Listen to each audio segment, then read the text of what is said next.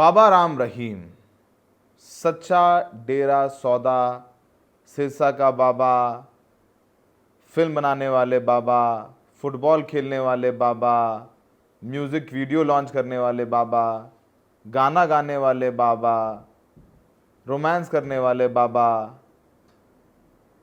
आप सब जानते हैं कि सिरसा के डेरा सच्चा सौदा के प्रमुख राम रहीम के तमाम रूप हैं। और आप ये भी जानते हैं कि राम रहीम को अगस्त 2017 में पंचकुला की विशेष सीबीआई अदालत ने 2 महिलाओं के बलात्कार के मामले में दोषी ठहराया और 20 साल की सजा दे दी।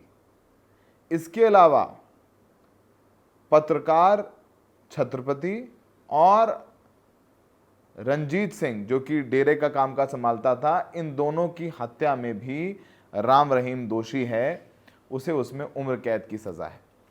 यानी 2 संगीन गुनाहों को अंजाम देने वाला अपराधी बाबा राम रहीम जेल जाकर के देश, समाज और हमारे कानून की व्यवस्था पर एहसान करता है क्या? यह सवाल है। बाबा राम रहीम को फिर से 21 दिन की पैरोल मिल गई है, यानी 21 दिन के लिए उन्हें जेल से छुट्टी मिल गई। अब क्यों छुट्टी मिल गई है? छुट्टी इसलिए मिल गई है क्योंकि वो 15 अगस्त को बाबा राम रहीम का जन्मदिन है और वो अपना ये जन्मदिन अपने अनुयायियों के साथ सोशल मीडिया के जरिए मना सकता है। वैसे एक बहुत कहते हैं ना कि इस सरकार की क्रोनोलॉजी समझने की जरूरत है। 21 दिन की छुट्टी इनको मिली है, पैरोल मिली है हरियाणा विधानसभा से पहले, हरियाणा विधानसभा चुनाव से पहले। ऐसे ही जनवरी 2024 में लोकसभा चुनाव से पहले राम रहीम को 50 दिन की पैरोल मिल गई थी। 50 दिन की पैरोल। तो सोचिए कि इस साल जनवरी से लेकर के अगस्त तक ही वो 71 दिन जेल से बाहर रह सकता है या रह चुका है। सोचिए 71 दिन, यानी 2 महीने से भी ज्यादा वो जेल से बाहर बिता चुका है। सोचिए कि बाबा राम रहीम में ऐसा क्या है कि बलात्कार और हत्या का दोषी उसको जब चाहो सरकार से उसे पैरोल मिल जाती है। आपको बताएं कि उसे 2017 में सजा हुई थी और तब से अब तक वो 13 बार वो जेल से छूट चुका है। जेल से प्रमुख विभिन्न कारणों की वजह से उसको पैरोल या फरलो मिला है। पहले तो आपको बता दें कि जो राम रहीम है ये सिरसा का में इसका डेरा सच्चा सौदा है। वहाँ पर उसकी और कहानी भी हम बताएंगे आपको, क्योंकि हम जब उसको सज़ा हुई थी तो हम वहाँ पर मौजूद थे। पर ज़रा हम आपको दिखाते हैं कि कब कब उसे कितने दिन की ये पैरोल मिली है। सबसे पहले बाबा राम रहीम को 24 अक्टूबर 2020 को पैरोल मिली थी। एक दिन के लिए वो अपनी भर्ती माँ को देखना जाना चाहता था। उसके बाद 21 मई 2021 को उसे फिर माँ से मिलने के लिए पैरोल दी गई। उसके बाद 7 फरवरी 2022 को परिवार से मिलने के लिए उसे 21 दिन की पैरोल दी गई। 21 दिन, 7 फरवरी 2022। उसके बाद जून 2022 को 30 दिन यानी 1 महीने की पैरोल मिल गई और उसे कहा गया कि वो बागपत जाके यूपी में जो उसका आश्रम है वहां पर वो रह सकता है। 14 अक्टूबर 2022 यानी 2022 में पहले 21 दिन, 30 दिन और फिर 14 अक्टूबर 2022 को 40 दिन के लिए इसे पैरोल मिल गई और ये बागपत आश्रम गया, वहां से अपना म्यूजिक वीडियो भी जारी कर रहा है। मतलब वो पार्ट टाइम जेल जाता है क्या मतलब वो एक ऐसा कैदी है जिसके लिए जो नियम कानून है वो बहुत लिसलिसे और बिल्कुल झुकावदार है कि जब चाहता है उसे पैरोल मिल जाता है। 1-1 महीने 2-2 महीने आता है, रहता है, आश्रम जाता है, म्यूजिक वीडियो बनाता है, घूमता है, फिरता है, अपने अनुयायियों से मिलता है, अपने परिवार के साथ मज़े करता है और जो चाहे वो कर रहा होता है। और तमाम अधिकारी और तमाम नेता उसके जाकर के पैर छूते हैं। पहले खुलेआम छूते थे, लेकिन जब से वो अपराधी घोषित हो गया तो चुप चुप के जाके मिलते हैं। इसके अलावा 2022 की हमने आपको बताई बात कि 2022 में इसे 3 बार मिली पैरोल। फरवरी में 21 दिन की, जून में 30 दिन की, फिर अक्टूबर 2022 को 40 दिन की पैरोल इसको मिल गई। फिर जनवरी 2023 को, मतलब सोचिए अक्टूबर में 40 दिन वो पैरोल पे बाहर आया, फिर जनवरी जैसे अगला साल शुरू हुआ फिर 40 दिन की पैरोल मिल गई उसे। फिर जुलाई 2023 में फिर 30 दिन की पैरोल मिल गई। नवंबर 2023 को 21 दिन की पैरोल मिल गई, और नवंबर से पिछले साल नवंबर में 21 दिन की पैरोल मिली इसे। जनवरी शुरू हुआ 50 दिन की पैरोल मिल गई, और फिर अगस्त 2024 को 21 दिन की पैरोल पर फिर वो बाहर आ गया है। वो अब आज जेल से बाहर आ गया है सुबह। अब वो 21 दिन तक आराम से रहेगा और 15 अगस्त को अपना जन्मदिन मनाएगा। लेकिन बात यह है कि नियम कायदे कानून, आपको बता दें कि परलो और फरोल पैरोल और फरलो देने का अधिकार राज्य सरकार की गृह विभाग के पास होता है। कैदी अपनी याचिका लगाता है और फिर गृह विभाग उस पर निर्णय लेता है कि उसको पैरोल फरलो देना है कि नहीं देना है। ऐसा नहीं है कि बाबा राम रहीम को जो बार बार ये पैरोल और फरलो देके छुट्टी दे दी जाती है महीने भर की 50 दिन की, उसके बारे में कुछ हुआ नहीं। SGPCA शिरोमणि गुरुद्वारा प्रबंधन कमेटी जो बार बार बाबा राम रहीम को पैरोल मिल रही है उसके खिलाफ कोर्ट गई, हरियाणा पंजाब हाई कोर्ट, और हाई कोर्ट ने कहा है हरियाणा सरकार से कि देखिए जब तक हम ना कहें तब तक उसे आप पैरोल नहीं देंगे या फरलो नहीं देंगे। अब रोक लग गई, लेकिन हाल ही में कोर्ट ने कहा नहीं ठीक है, हरियाणा सरकार अगर वाजिब समझती है तो उसे ये पैरोल या फरलो दे सकती है। अब हरियाणा सरकार तो हर 2 महीने में इसको वाजिब समझ लेती है, छुट्टी देने के लिए तो दे दी तुरंत। जैसे हरियाणा हाईकोर्ट ने कहा कि हरियाणा सरकार निर्णय ले, तुरंत 21 दिन के लिए इसे छुट्टी दे दी गई। हरियाणा विधानसभा में चुनाव होने वाले हैं और राम रहीम के अभी भी उसका आश्रम सिरसा में है, और अभी भी कुछ ज़िलों में हरियाणा के, अगर बात करें सिरसा में, अंबाला में, पंचकुला में, तमाम कुछ ज़िले हैं, ये जींद में, इसमें बाबा राम रहीम के अनुयायी अच्छे खासे हैं, और बीजेपी इसको कैसे भुनाना है वो अच्छी तरीके से जानती है। खुले में तो कुछ होता नहीं है। और आपको ये भी बताएं कि जो बाबा राम रहीम है उसे जिन मामलों में सज़ा दी गई उसमें 2 महिलाओं, अपनी महिला अनुयायियों के रेप का मामला है, उसमें उन्हें सज़ा मिली। और उस सज़ा जब उसे मिली थी उस दौरान हम वहाँ कवर करने गए थे सिरसा में, तो जैसे ही बाबा राम रहीम को पंचकुला में कोर्ट ने सज़ा दी थी उसके बाद पूरी की पूरी जो उनके हज़ारों अनुयायी हैं, हज़ारों भक्त हैं, वो हिंसा पर उतारू हो गए थे।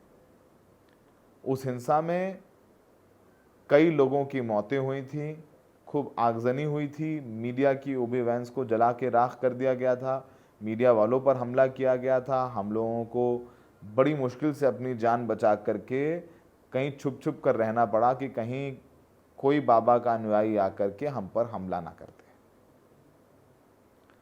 उस वक्त एक अखबार था वहां सिरसा में जिसको लिखते थे छत्रपति, पत्रकार छत्रपति। उनके बेटे अंशुल छत्रपति ने अपने पिता की मौत के लिए, इंसाफ के लिए एक बहुत लंबी लड़ाई लड़ी।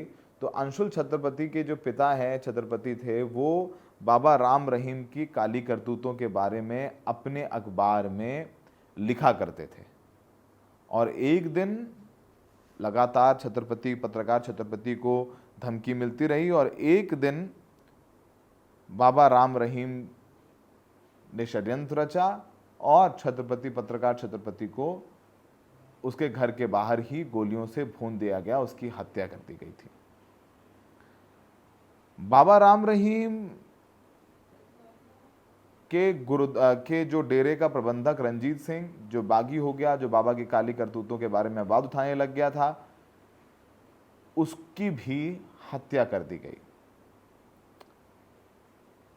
2 महिला अनुयायी जिन्होंने सबसे पहले शिकायत की थी रेप के बारे में, पत्रकार छत्रपति ने उनकी जो शिकायत थी उसे अपने अखबार में छाप दिया था। गुनाह बस पत्रकार छत्रपति का इतना था कि उसकी हत्या करा दी गई, वो दबा नहीं। और जब दबा नहीं तो बाबा राम रहीम ने उसको हमेशा के लिए हत्या करके दबा ही दिया। तो बाबा राम रहीम को लेकर के अगर आपको बताएं कि चुनाव में किसका क्या इस्तेमाल किया जाता है, और हम पहले ही बता चुके हैं कि जब बाबा बाहर था जेल से तो हरियाणा के पूर्व मंत्री गृह मंत्री रहे अनिल विज, तमाम बीजेपी के नेता, कांग्रेस के भी कुछ नेता, सारी पार्टियों के नेता उसके घर पर जा कर के अपना सर नवाते थे, आशीर्वाद लेते थे जा कर के।